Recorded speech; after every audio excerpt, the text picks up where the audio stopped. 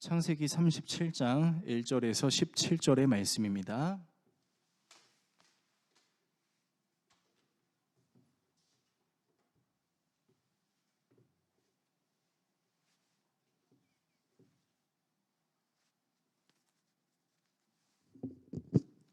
구약성경 57페이지 정도에 있는 창세기 37장 1절에서 17절 말씀 한 절씩 교독하시고 마지막 절은 같이 읽도록 하겠습니다. 야곱이 가나안 땅 곧 그의 아버지가 거류하던 땅에 거주하였으니 야곱의 족보는 이러하니라. 요셉이 17세의 소년으로서 함께 양을 칠 때에 더불어 함께 있었더니 그가 그들의 잘못을 아버지에게 말하더라. 요셉은 노년에 얻은 아들이므로 이스라엘이 여러 아들들보다 그를 더 사랑함으로 그를 위하여 채색 옷을 지었더니 그의 형들이 그 아버지가 형들보다 그를 더 사랑함을 보고 그를 미워하여 그에게 편안하게 말할 수 없었더라. 요셉이 꿈을 꾸고 자기 형들에게 말하매 그들이 그를 더욱 미워하였더라. 요셉이 그들에게 이르되 청하건대 내가 꾼 꿈을 들으시오. 우리가 밭에서 곡식단을 묶더니 내 단은 일어서고 당신들의 단은 내 단을 둘러서서 절하더이다. 그의 형들이 그에게 이르되 내가 참으로 우리의 왕이 되겠느냐, 참으로 우리를 다스리게 되겠느냐 하고 그의 꿈과 그의 말로 말미암아 그를 더욱 미워하더니 요셉이 다시 꿈을 꾸고 그의 형들에게 말하여 이르되 내가 또 꿈을 꾼즉 해와 달과 11별이 내게 절하도이다 하니라. 그가 그의 꿈을 아버지와 형들에게 말하매 아버지가 그를 꾸짖고 그에게 이르되 내가 꾼 꿈이 무엇이냐, 나와 내 어머니와 내 형들이 참으로 가서 그 땅에 엎드려 내게 절하겠느냐. 그의 형들은 시기하되 그의 아버지는 그 말을 간직해 두었더라. 그의 형들이 세겜에 가서 아버지의 양떼를 칠 때 이스라엘이 요셉에게 이르되 내 형들이 세겜에서 양을 치지 아니하느냐, 너를 그들에게로 보내리라. 요셉이 아버지에게 대답하되 내가 그리하겠나이다. 이스라엘이 그에게 이르되 가서 내 형들과 양떼가 다 잘 있는지를 보고 돌아와 내게 말하라 하고 그를 헤브론 골짜기에서 보내니 그가 세겜으로 가니라. 어떤 사람이 그를 만난즉 그가 들에서 방황하는지라. 그 사람이 그에게 물어 이르되 내가 무엇을 찾느냐. 그가 이르되 내가 내 형들을 찾으오니 청하건대 그들이 양치는 곳을 내게 가르쳐 주소서. 같이 읽습니다. 그 사람이 이르되 그들이 여기서 떠났느니라. 내가 그들의 말을 들으니 도단으로 가자 하더라 하니라. 요셉이 그의 형들의 뒤를 따라가서 도단에서 그들을 만나니라. 아멘. 오늘 여러분과 함께 창세기 강의 52번째 시간 은혜에 대한 반응이라는 주제로 하나님의 말씀 나누도록 하겠습니다. 네, 여러분은 은혜라는 단어의 뜻을 혹시 알고 계신가요? 사전적인 의미로는 고맙게 베풀어주는 신세나 혜택을 은혜라고 이야기합니다. 이것을 좀 더 쉽게 적용하자면 어떤 대가를 지불해서 얻은 결과물이라기보다는 값없이 받게 된 것이라고 적용할 수 있습니다. 이 은혜의 개념에 대해서 그리스도인이든 비그리스도인들이든 누구나 공감할 수 있는 관점은 은혜에 대해서 감사할 줄 알아야 된다라는 것일 겁니다. 은혜가 크든 작든 그것은 저나 여러분에게 당연한 것은 아니기 때문이죠. 물론 원치 않는 호의나 베품에 대해서는 우리가 부담을 느낄 수는 있겠지만 대부분 우리는 은혜에 대해서 감사합니다. 감사할 수 있는 이유는 내가 노력하지 않았는데도 불구하고 누릴 수 있다는 것이 특별하게 여겨지기도 하고 아무나 누릴 수 있는 것도 아니라는 생각이 들기 때문이죠. 그래서 정상적인 사고 내지는 상식적인 사고를 할 줄 아는 사람들은 자신이 노력하지 않았음에도 불구하고 누리게 된 은혜에 대해서 이렇게 생각하기도 합니다. 내가 뭐라고 이런 은혜를 누릴 수 있을까? 내지는 내가 이 은혜를 누려도 되는 게 맞나? 라는 생각들입니다. 이 생각을 갖지 않은 채 마치 내가 당연히 누려야 될 것처럼 생각하거나 오히려 값없이 지속적으로 주어지던 은혜가 중단이 돼서 원망하고 불평을 하게 되면 그것은 문제가 될 수도 있죠. 그래서 우리가 알 법한 한 영화에서는 아주 유명한 명언이 나오기도 했습니다. 호의가 계속되면 그것이 권리인 줄 안다라는 말이 있는 것처럼요. 오늘부터 우리는 드디어 길고 길었던 야곱의 스토리를 이제 마무리하고 요셉이라는 인물에 대해서 좀 집중 탐구를 하는 시간을 가지려고 합니다. 흔히 요셉에 대해서 어떻게 생각하세요? 라고 생각하면 많은 사람들이 이렇게 얘기합니다. 요셉은 꿈의 사람입니다. 요셉은 비전의 사람입니다. 라고 얘기하죠. 그렇게 말할 수 있는 이유는 아무래도 오늘 우리가 본문으로 읽었던 것처럼 요셉이 꾼 꿈 때문일 거라고 말할 수 있겠습니다. 요셉은 정말로 자신이 꾼 꿈의 내용처럼 자신의 모든 가족들을 안전한 곳으로 인도하는 위대한 일을 하고, 이러한 요셉의 위대한 사역이 이후에는 이스라엘이라는 한 국가를 이루어내는 디딤돌의 역할을 하기도 합니다. 그러나 이렇게 위대한 하나님의 사역을 감당했던 요셉이 처음부터 하나님의 은혜에 적합한 사람이었을까요? 오늘 본문은 우리에게 요셉이 위대한 사역을 감당했던 그 위대한 이미지에 감추어진 요셉의 굉장히 얄궂은 성격과 하나님의 은혜에 반응하는 요셉의 모습을 살펴볼 수 있습니다. 저는 오늘 그 요셉을 고발하려고 합니다. 오늘 저는 여러분과 함께 다음과 같은 내용으로 요셉을 좀 묵상하려고 하는데요. 첫 번째는 요셉은 의롭지 않았다. 두 번째는 요셉은 실언을 했다. 세 번째는 하나님의 은혜에 대한 우리의 반응입니다. 요셉은 의롭지 않았다. 요셉은 실언을 했다. 하나님의 은혜에 대한 우리의 반응. 이 세 가지 내용을 가지고 여러분과 함께 말씀을 나누고 기도하도록 하겠습니다. 첫 번째, 요셉은 의롭지 않았다입니다. 자, 오늘 본문은 요셉의 나이를 17세로 표현하고 있습니다. 그러니까 우리식으로 말하면 고등학교 1학년이에요. 어떻게 보면 성인에 가까워지는 나이인 것처럼 보이기도 하고 아직은 어린 아이, 덜 자란 아이처럼 느껴지기도 합니다. 그런데 좀 더 세밀하게 살펴보자면 그때 당시의 17세와 우리가 살고 있는 시대의 17세는 조금은 다를 수 있다는 것을 알 수 있는데요. 이때 당시 문화의 17세면요, 남자나 여자나 결혼을 하는 나이였습니다. 그리고 결혼을 하게 되면 남자는 무엇을 해야 했냐면 생계를 책임져야 하는 일을 해야 했습니다. 즉 우리는 요셉이 17세 청소년과 같은 어린아이로 보일 수도 있지만 다른 측면으로는 이제 성인이라고 불리울 수도 있는 나이라는 것을 짐작할 수 있습니다. 자, 그렇다면 성인으로 간주했을 때 오늘 요셉의 행동이 어떻게 비춰질 수 있는지를 좀 살펴보도록 하겠습니다. 오늘 본문 2절에서 4절을 화면을 통해서 읽겠습니다. 야곱의 역사는 이러하다. 17살 된 소년 요셉이 아버지의 첩들인 비라와 실바가 낳은 형들과 함께 양을 치는데 요셉은 형들의 허물을 아버지에게 일러 바치곤 하였다.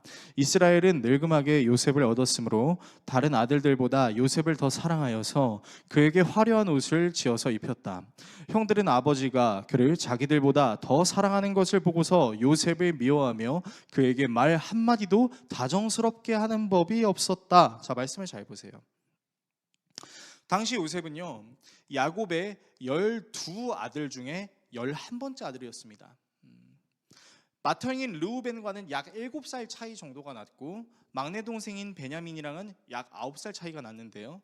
당시 베냐민은 초등학생 내지는 그보다 더 이하의 나이 정도라고 예측할 수 있고 요셉부터 그 위의 형들은 이미 성인이 된 나이로 우리가 추정할 수 있습니다. 자, 그런데 이 17살짜리 요셉이 하는 행동을 보십시오.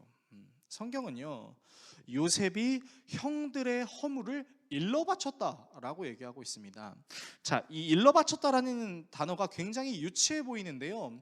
이 일러 바쳤다라는 단어를 원문으로 살펴보면 두 가지를 우리가 살펴볼 수 있는데, 첫 번째는 보고하다라는 뜻을 가지고 있고요.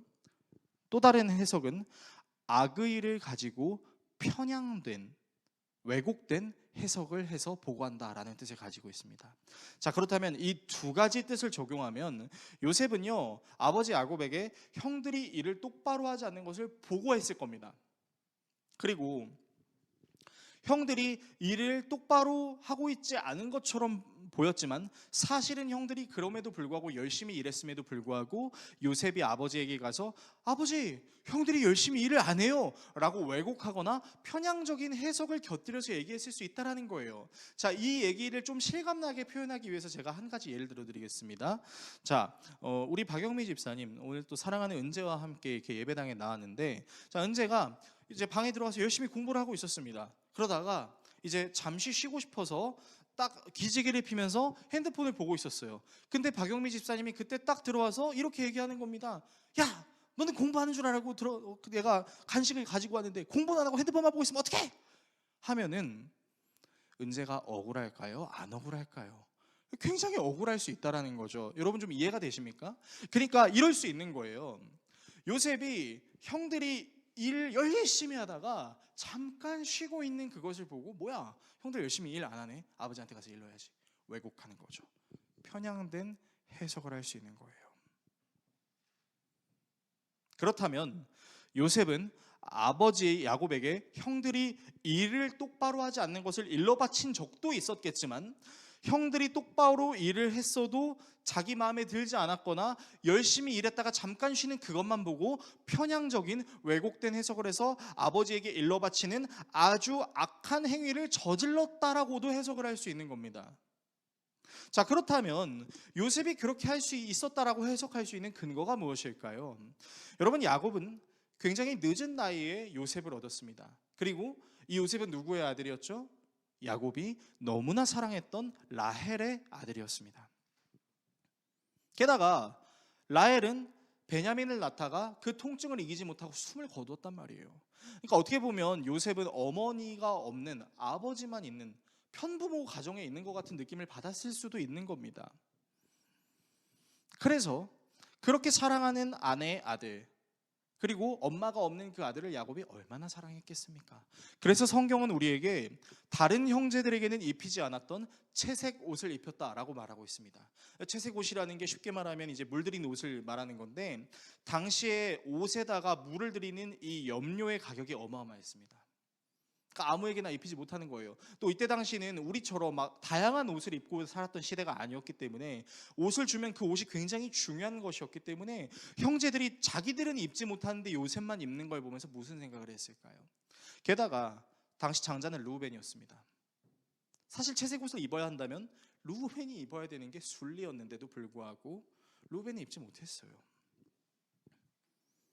당시 자녀들의 특권을 가장 잘 누릴 수 있는 장자임에도 불구하고 거의 막내 축에 속하는 요셉이 이런 특권을 누릴 수 있었던 이유는 아무래도 요셉이 야곱에게 너무나 사랑하는 아들이었기 때문이다 라고 볼 수밖에 없는 것이죠.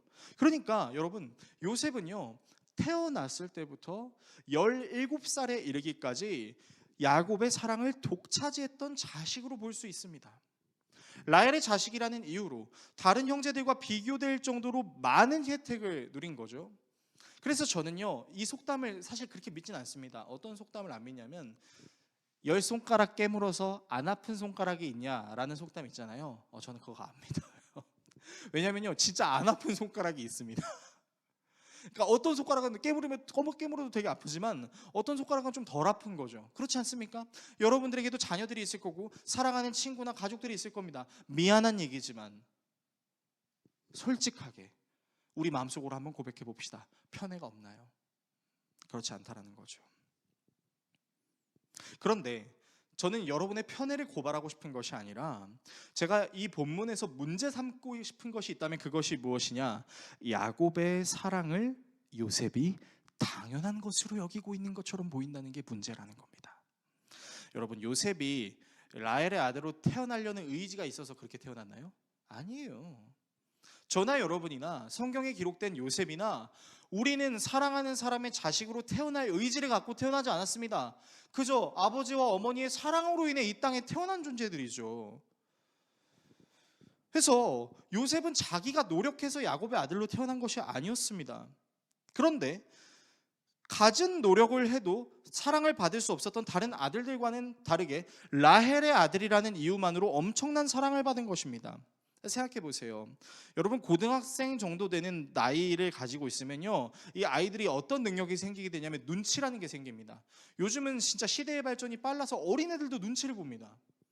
근데 그 눈치라는 것을 갖고 있다면 요셉이 어린 시절부터 자라나면서 한 가지는 분명히 알았을 거예요. 무엇을요? 내 형제들보다 적어도 나는 아버지의 사랑을 듬뿍 받고 있구나라는 것을 바보가 아닌 이상은 알고 있었다라는 거죠. 그런데 아무 이유 없이 자신이 사랑을 받는다는 것을 알게 되면 대략적으로라도 그러면 왜 다른 형들은 사랑을 받지 못할까를 생각을 할 수 있는 거죠. 그런데 요셉은 그것을 생각하지 않았던 것 같습니다. 성경은 의도적으로 오늘 본문 4절을 통해 다른 형제들이 요셉에게 말 한마디도 다정하게 하는 법이 없었다라고 얘기합니다.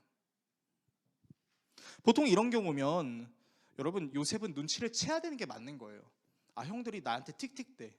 다정하게 얘기를 안 해줘. 왜 그럴까? 지금 내가 입고 있는 옷이 채색 옷이네. 형들은 그냥 일반 무명 옷을 입고 있네. 나는 특별 대우를 받고 있구나. 좀 눈치 보인다 라고 생각할 수 있어야 되는 게 우리는 상식이라고 생각합니다. 그런데 자기가 사랑받는 것이 당연한 것이 아니라는 것을 요셉이 당연하게 여길 수 있다라고 우리가 생각할 수 있는 근거는 요셉이 아버지께 자신의 형들의 행동을 고발하거나 왜곡했기 때문이라는 거예요. 여러분 요셉이 왜 그렇게 행동했을까요? 요셉은 자신의 아버지 야곱이 자신을 제일 사랑한다는 것을 알고 있었습니다. 그리고 그 사랑을 당연하게 여기죠. 그리고 당연하게 여겼기 때문에 그 사랑을 이용해서 형들의 행위를 일러 바치는 거죠. 여러분 생각해 보세요. 요셉이 정말 형들을 사랑했다고 한번 가정해 보겠습니다. 그러면 형들이 설령 열심히 일을 하지 않았더라도 바로 아버지 야곱에게 일렀을까요? 아니죠. 형들에게 가서 얘기했겠죠. 형, 근데 이렇게 일하면 안 되는 거 아니야? 아버지가 이거 보시면 좀 안 좋아하실 것 같은데 라고 얘기할 거 아니에요. 근데 요셉은 어떻게 했다고요? 아버지한테 보고하고 때로는 편향적이고 왜곡된 해석을 가지고 일러바쳤다니까요. 그리고 그런 형들을 혼내시는 아버지를 보며 나의 뜻대로 아버지가 움직일 수 있다는 사실을 기쁨으로 여길 수 있는, 소위 말해 진짜 싸가지 없는 행동을 하고 있는 것이 요셉이라는 것입니다. 그러니까 형들이 일러바치는 것에 대해서 어떤 죄책감도 없어요. 나의 일러바침을 통해서 형들이 쿠사리를 먹거나 잔소리를 듣게 된다는 것에 대해서 오히려 즐거워하고 그것을 자기 의로 여겼을 가능성이 굉장히 높다라는 것입니다. 저는 개인적으로 차별하는 것을 너무나 싫어합니다. 그래서 사랑하는 우리 교회 성도들도 또 저와 함께 관계를 맺고 있는 친구들도 되도록 저는 똑같이 대하려고 정말 애쓰는데요. 제가 정말 화가 났던 적이 있었는데 그게 어떤 적이었냐면 이제 제가 부교육자로 있었을 때였습니다. 당시 사역하던 교회에서 매주 토요일마다 이제 교회 청소를 해야 했어요. 그래서 이제 교역자들이 나서서 청소를 했습니다. 이제 쓰레기통을 비우고 교역자실을 청소하고 복도를 청소하고 화장실들을 청소하는 일들을 했어요. 그래서 이제 청소가 시작되면 교역자들이 두 손에 고무장갑을 찍찍 끼고, 그리고 이제 화장실 청소도 해야 되니까 발이 젖으니까 이제 고무 이제 신발을 신고 이제 막 청소를 하는 거예요. 당시 남자 교역자가 5명, 여자 교역자가 2명이었는데 남녀 가릴 것 없이 다 그런 청소를 하고 있었습니다. 그런데 이제 막 청소를 열심히 하고 있는데 이제 담임 목사님께서 내려오시는 거예요. 그러더니 이제 젊은 여성 교역자가 이제 열심히 화장실 청소를 하는 걸 보면서 이렇게 얘기를 하시는 거예요. 더러운 거 손에 묻히지 말고 장갑 벗어요. 내가 대신 청소해 줄게. 근데 그렇게 담임 목사님 얘기하고 있는데 옆에 다른 교역자들이 있었거든요. 여러분 정말 싫어합니다. 교역자들이 표정이 다 싹 굳었어요. 그리고 그 현장에는 저도 있었습니다. 뭐야? 이게 지금 뭐 하시는 거야? 근데 이제 담임 목사님 뒤에서 교역자들이 싸늘하게 표정이 굳어 있으니까 앞에 있던 여성 교역자가 이제 눈치를 채고, 목사님 그러지 마세요. 저도 교역자입니다. 저도 당연히 청소해야죠 라고 얘기를 하는 거예요. 그래서 이제 담임 목사님 제안을 뿌리치고 열심히 청소했어요. 그럼에도 불구하고 이제 남자 교역자들이 분이 풀리지 않았는지 굳은 표정을 숨기고 있다가 담임 목사님이 지나가니까 이렇게 한숨을 다 쉬는 겁니다. 제가 제일 크게 쉬었어요. 그러니까 그 여성 교역자가 얼마나 민망했겠어요. 아니 나도 열심히 교역자의 일원으로서 열심히 청소를 하려는 건데 왜 굳이 그런 말씀을 하셔가지고 이렇게 마음을 힘들게 만드나. 그나마 그 여성 교역자분이 열심히 청소했으니까 망정이지, 만약에 정말로 고무장갑을 벗었다고 한번 생각해 보겠습니다. 여러분, 그러면 우리 교역자들의 그 공동체가 평안했을까요? 저는 그렇지 않을 거라고 생각합니다. 눈치를 봐도 기분이 나쁜데, 여러분, 요셉은요 이런 눈치도 없는 거예요. 아버지의 사랑을 받는 것이 당연하고 그것을 통해 형들을 업신여기는 행위를 아무런 거리낌 없이 하는 이 요셉의 행동을 보면요, 정말이지 철이 없어도 너무 없고 요즘 말로 치면 정말 늙은 금쪽이에나 다름없는 행위입니다. 성경은 정확하게 요셉이 처음부터 의로운 사람은 아니었다라는 것을 드러내고 있습니다. 두 번째입니다. 요셉의 실언입니다. 자, 이렇게 아버지의 사랑을 당연하게 여기고 있던 요셉은 결국 형들의 미움을 더 크게 확장시키는 실언을 저지르고 맙니다.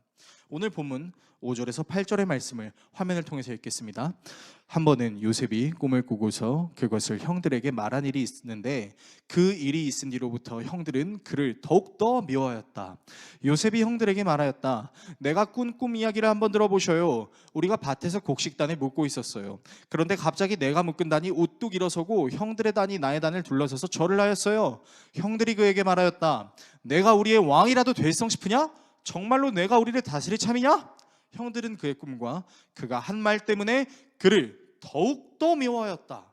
자, 말씀해 보시면 요셉의 꿈을 꿉니다. 자, 근데 자신이 묶은 단은 우뚝 서 있고 형들의 단은 그 자신의 단을 둘러싸서 자신의 단에 절을 하고 있는 그 꿈 내용이에요. 여러분, 이 꿈은요 철학적인 해석을 굳이 하지 않더라도 바보가 아닌 이상은 대략적으로 해석할 수 있는 꿈입니다. 게다가 당시 고대 근동 시대에는요, 사람들이 꿈을 어떻게 여겼냐면 앞으로 일어날 일이 나에게 계시된다라는 것으로 여겼습니다. 그러니까 여러분 생각해 보세요. 요셉이 이 꿈을 왜 형들에게 얘기했을까요? 형들이 이 꿈 얘기를 들으면 좋아했을까요? 안 좋아하죠. 그럼에도 불구하고 왜 이런 얘기를 해요? 자기가 꾼 꿈 내용이 정말로 일어날 것이라고 생각했었던 그 요셉의 생각 때문이죠. 그리고 그것을 자랑하고 싶은 마음이 있었습니다. 그래서 요셉이 자기가 꾼 꿈을 굳이 말할 필요도 없는데 형들을 불러 모읍니다. 형들 일로 와서 제 꿈 얘기 좀 들어주세요. 마지못해 형들이 들어줬는데 꿈 내용이 기가 막힙니다.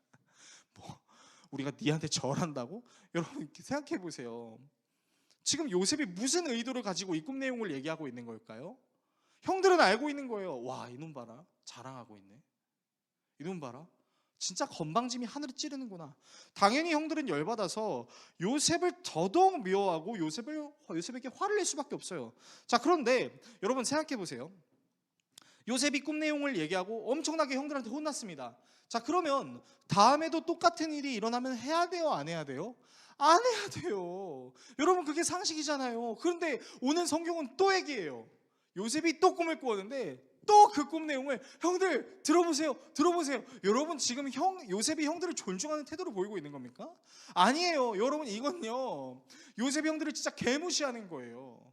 심지어 그 시대 당시에 성인으로 여겨질 수 있는 17살의 나이에 있는 요셉이요. 그래서 이 꿈 내용이 아버지 야곱에게도 들어가니까 야곱도 처음에 어떻게 반응합니까? 열받습니다. 야 인마, 내가 그래도 네 아빠인데 내가 지금 너한테 절한다고? 너 그게 말이라고 생각해? 막 이렇게 화를 내는 거죠.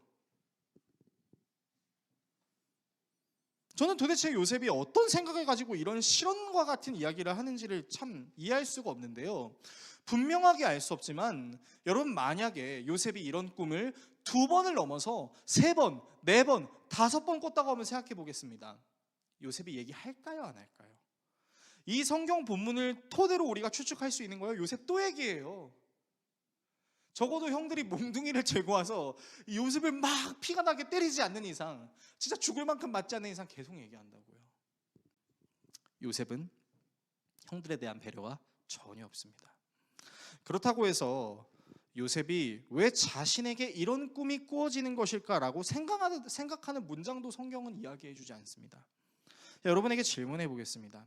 여러분, 우리가 꿈을 꿀 때 우리가 원하는 꿈만 꾸던가요? 그렇진 않을 겁니다. 우리 이창석 성도님 정말 열심히 하루를 살아가고 계십니다. 정말 막 이런 꿈을 꾸셨으면 좋겠어요. 저는 정말 하나님께서 우리 이창석 성도님을 통해 세우시는 그 히다 기업이 정말 커지기를 소망합니다. 그래서 우리 이창석 성도님도 그 꿈을 가지고 정말 하나님 그 꿈을 꾸게 해주세요 하고 잤습니다. 근데 그런 꿈이 꿔지던가요? 아니에요. 여러분, 우리는요 정말 원대하고 위대한 꿈보다 개꿈을 꾸는 것이 확률적으로 훨씬 많습니다. 저는 되게 웃긴 게 하나님의 말씀을 전한 사람인데 맨날 쫓기는 꿈을 꿔요. 맨날 사람들이 총 들고 칼 들고 이렇게 막 때리려고 하고 찌르려고 하고 총 쏘는 그런 꿈을 꾸는데, 제가 회개하지 않은 것이 있는가 좀 돌아볼 정도로 이상한 꿈을 되게 많이 꿔요. 여러분들 어떻습니까? 여러분은 여러분이 그 꿈을 꾸고 싶다고 해서 누우면 그 꿈이 꺼지나요? 아니에요.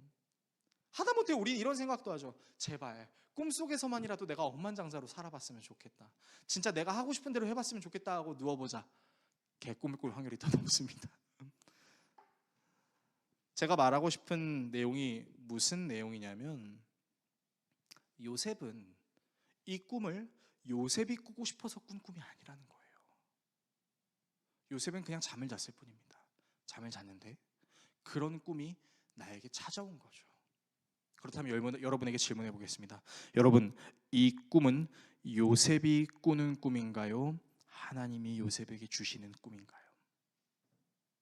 저는 하나님이 요셉에게 주시는 꿈이라고 생각합니다. 요셉이 꾸려고 꾼 꿈이 아니거든요. 그러니까 요셉이 이런 꿈을 꿨으면요, 자랑을 하기 전에 먼저 생각해야 될 것이 있어요. 이 꿈이 나에게 의미하는 바가 무엇인가? 그래서 형들에게, 아버지에게 자랑하려고 묻는 것이 아니라 좀 물어봤어야죠. 아버지, 형들, 제가 이런 꿈을 꾸었는데 도대체 이게 무슨 내용으로 제가 해석을 해야 될까요? 라고 묻는 의도가 아니었던 거잖아요. 자랑했던 거잖아요. 당신들이 나에게 절할 거야 라는 것을 자랑하고 싶었던 거잖아요. 만약에 요셉이 큰 사람이 되기 위한 꿈으로 이것을 해석하고 자신에게 적용했다면요, 여러분, 요셉은 이 꿈을 형제들을 약 올리는 데 사용하진 않았을 겁니다. 오히려 은밀하게 생각했겠죠. 그리고 정말 요셉이 그런 성격을 가지고 있었다면 형들의 잘못을 아버지에게 고발하거나 형들이 잘못하지 않았는데도 그 잘못을 왜곡해서 아버지에게 고발하는 일러라 일론보의 태도를 취하는 것이 아니었을 거예요. 그런데 변함없이 요셉은 또 자신의 형들을 골탕 먹일 수도 있는 행동을 합니다. 오늘 본문 13절에서 14절이요. 제가 읽어드리면요, 이스라엘이 요셉에게 말하였다. 네가 알고 있듯이 너의 형들이 세겜 근처에서 양을 치지 않느냐? 내가 너를 형들에게 좀 보내야겠다. 요셉이 대답하였다. 다녀오겠습니다. 정말 일말의 망설임도 없어요. 이스라엘이 요셉에게 말하였다.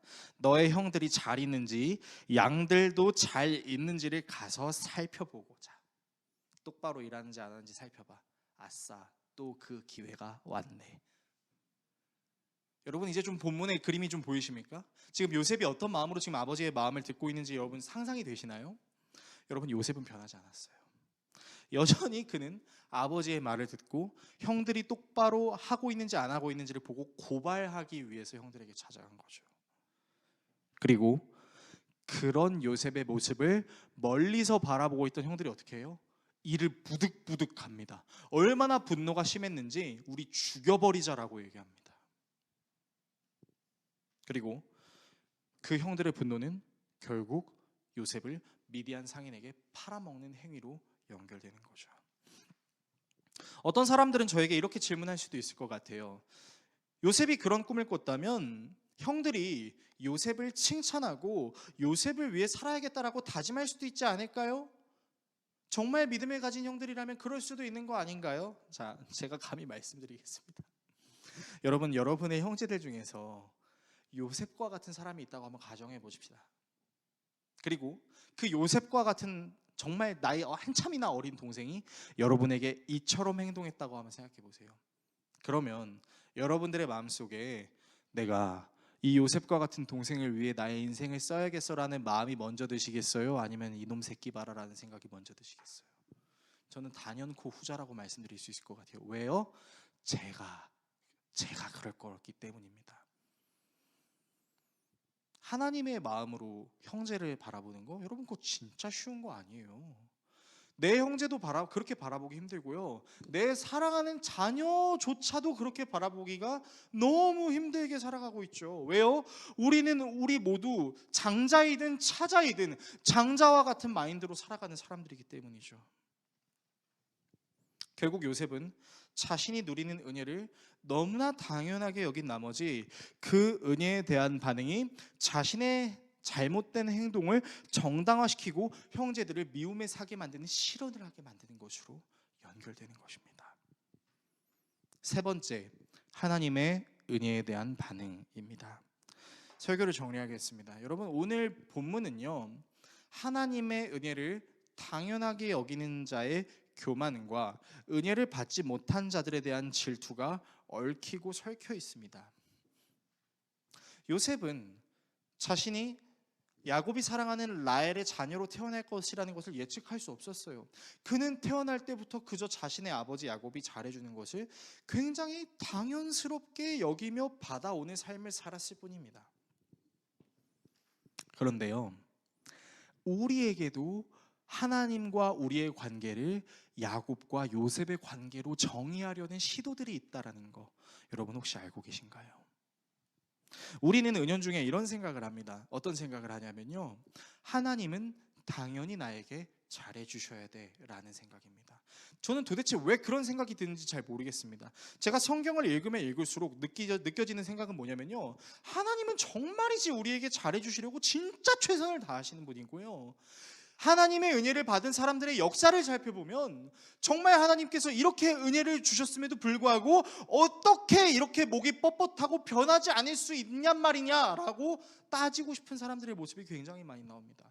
그리고 그런 사람들의 마음속에는 항상 이런 것이 있죠. 무슨 인식이 있냐? 하나님은 내가 소원하고 내가 원하는 것을 당연히 들어주셔야 되라는 생각이죠. 그리고 그런 생각은 비그리스도인들에게도 똑같이 적용이 돼서 이렇게 얘기합니다.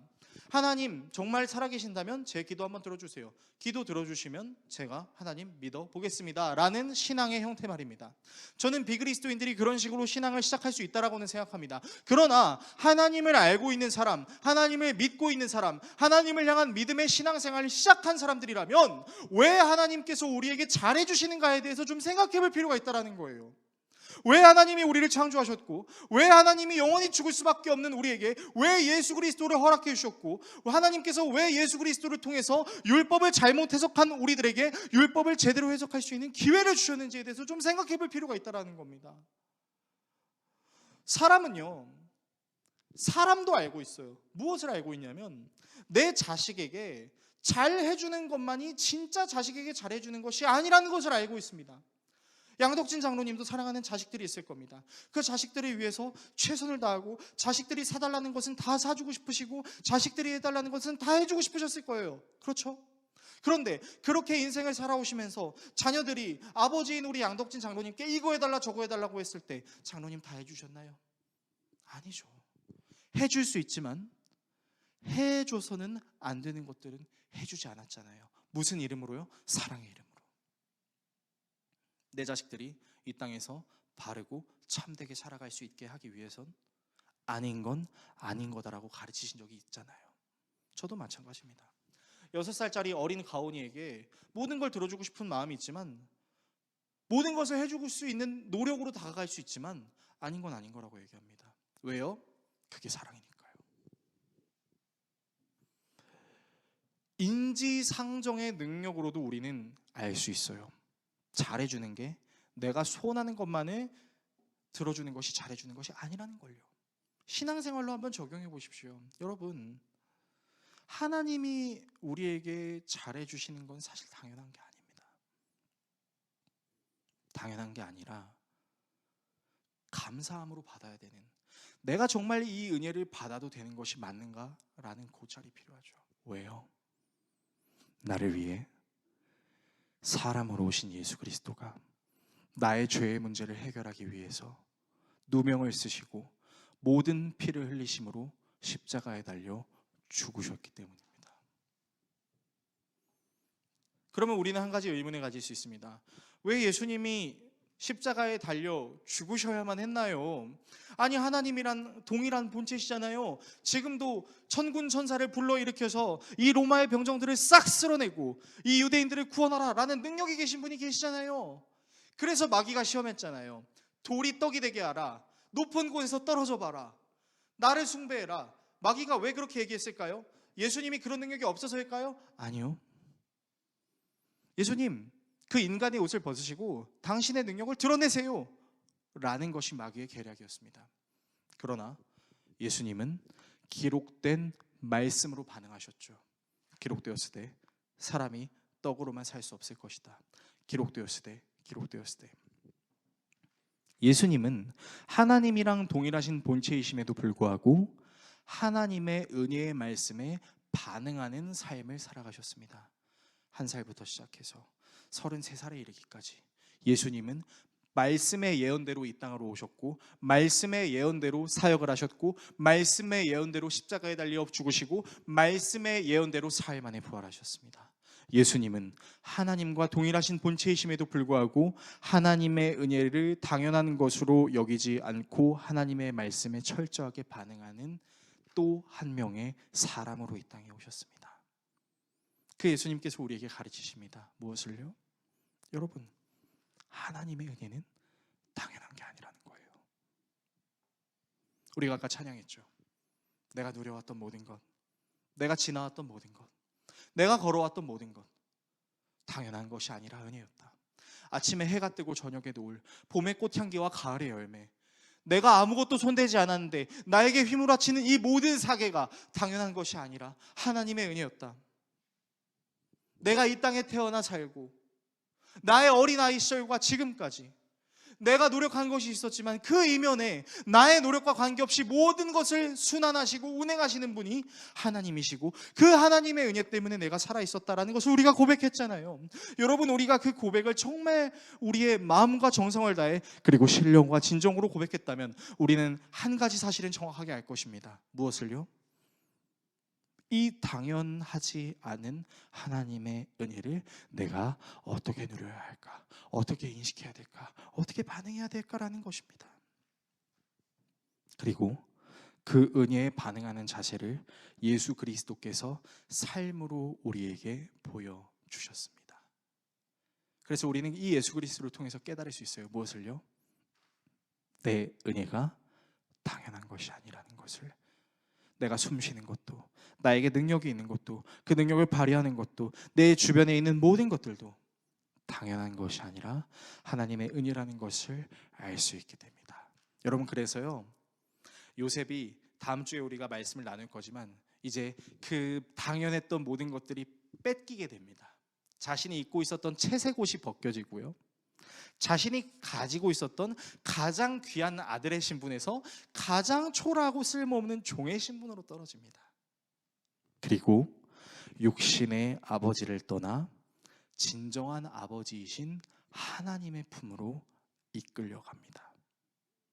그리고 그가 이집트의 총리가 되기까지 친위대장 보디발의 수하로 감옥에 갇힌 여러 고충들도 있었으나 그는 결국 하나님의 인도하심을 따라 이집트의 총리이자 야곱의 모든 가족들을 기근으로부터 구원해내는 역할을 하게 됩니다. 그리고 요셉은 이후에 이렇게 고백합니다. 자신의 형제들을 만났을 때 내 뜻대로 총리가 된 것이 아니다. 내가 형들에게 버려짐 당하고 미디안 상인들에게 팔리고 친위대장 보디발의 가정총무로 있었고 감옥에 갇히고 그 모든 순간들은 다 하나님께서 나를 이 자리로 인도하시려는 계획이었다라는 고백을 합니다. 그래서 성경은 놀랍게도 지금부터, 아니 다음 주부터 시작될 요셉의 모든 고통과 환난 가운데 요셉이 불평하였다, 요셉이 하나님을 원망했다라는 성경 말씀을 의도적으로 기록하지 않습니다. 그리고 성경은 의도적으로 요셉이 그와 함께 하였으니 그가 형통함이었더라 라고 기록합니다. 사랑하는 성도 여러분, 우리는 오늘을 살아가면서 우리도 모르게 하나님의 은혜를 당연스럽게 여기는 순간들이 오게 될 것입니다. 그리고 내가 노력한 거에 비해 원하지 않은 결과가 나오거나 혹은 정말 나랑은 아무런 관계없는 힘듦과 어려움과 고통이 우리에게 닥쳐왔을 때 우리는 또 연약한 사람이라 하나님께 이렇게 따질 수도 있을 것입니다. 하나님, 왜 나에게 이런 고통을 허락하십니까? 하나님, 왜 나에게 이런 악을 허용하십니까? 만약 우리가 그렇게 생각하게 된다면 그것은 우리가 하나님의 은혜를 당연하게 여기고 있었다라는 것을 다른 측면으로 반증해 주는 것이 될 수 있을 것입니다. 저는 여러분들이 그렇게 되지 않기를 간절히 소망합니다. 오히려 고난과 역경과 어려움이 닥쳐왔을 때 여러분이 이렇게 고백하셨으면 좋겠습니다. 지금까지 나를 살게 하신 하나님, 앞으로도 나를 살게 하실 줄로 믿습니다. 하나님의 은혜를 당연하게 여기지 않고 고난과 역경 속에도 감사함으로 주님께 나아갈 수 있는 제가 될 수 있게 해주세요. 이러한 하나님의 은혜의 반응을 보여드리며 예수님이 하나님 앞에 그렇게 하셨던 것처럼 저와 여러분도 하나님의 은혜 앞에 그러한 반응의 모습으로 나아가실 수 있기를 예수 그리스도의 이름으로 축원합니다. 우리